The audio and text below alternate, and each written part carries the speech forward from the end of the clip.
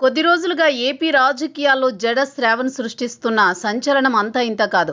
అప్పట్లో క్రైస్తవులు సమావేశం పెట్టుకుంటే దానికి ముఖ్య అతిథిగా హాజరయ్యారు జడ శ్రవణ్. పవన్ కళ్యాణ్ మీద తీవ్రస్థాయిలో వ్యాఖ్యలు చేశాడు. 10 చదివిన నువ్వే ఉప ముఖ్యమంత్రి అవ్వంగా లేనిది జడ్జి చదివిన నేను ఉప ముఖ్యమంత్రి అయితే తప్పేంటయ్యా అంటూ శ్రవణ్ తీవ్ర స్వరంతో వ్యాఖ్యలు చేశారు. ఇక అప్పటి నుంచి శ్రవణ్ ఏదో ఒక సందర్భంలో ఏదో ఒక రీతిగా పవన్ మీద, జనసేన మీద, కూటమి ప్రభుత్వం మీద వ్యాఖ్యలు చేస్తూనే ఉన్నారు. జడ శ్రవణ్ ఇటీవల YouTuber Joseph alias Ravan arrest పట్ల స్పందించారు. ఆయనను అరెస్ట్ చేసిన ప్రతి పోలీస్ స్టేషన్కు వెళ్లి బెయిల్ మీద విడిపించుకొచ్చారు.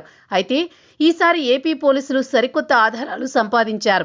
జోసెఫ్ అలియాస్ రావణ్ మీద రాజద్రోహం కేసు పెట్టారు. ఉపా చట్టం కింద అతడి మీద కేసులు నమోదు చేశారు. ప్రస్తుతం రావణ్ జ్యుడిషియల్ కస్టడీలో ఉన్నాడు.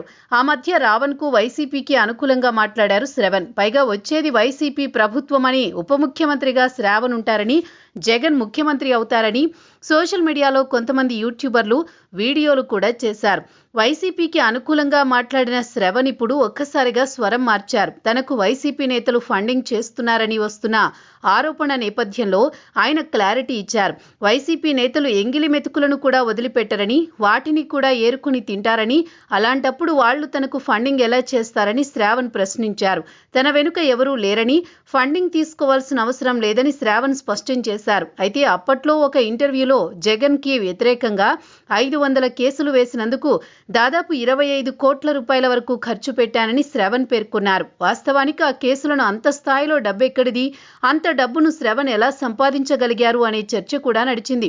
మొత్తానికి వైసీపీ నేతలకు షాక్ ఇచ్చే విధంగా శ్రవణ్ వ్యాఖ్యలు చేయడంతో ఏపీ రాజకీయాల్లో ఏం జరుగుతుందో అర్థం కావడం లేదని విశ్లేషకులు అంటున్నారు.